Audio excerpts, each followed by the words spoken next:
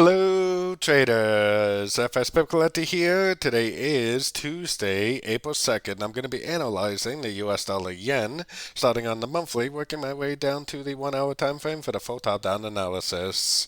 So, in the dollar yen, definitely been going up very, very strong. I think it could be in a wave 5, but I'm still not really convinced this wave 5 is over, mostly based on the weekly time frame.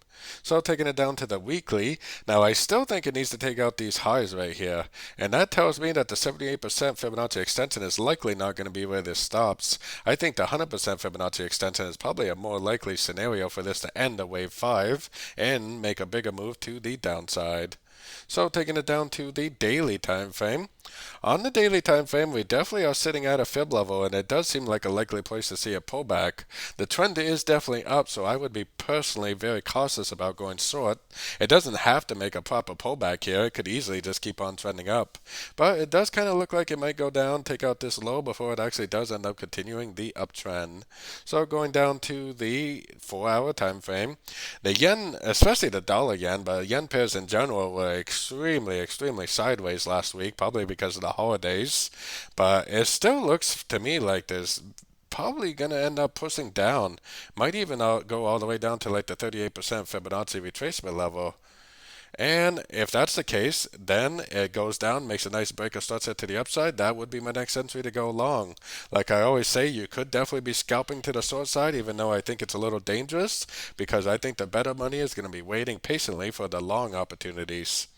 So going down to the 1 hour time frame, I mean, it still looks like it could be some sort of an ABC.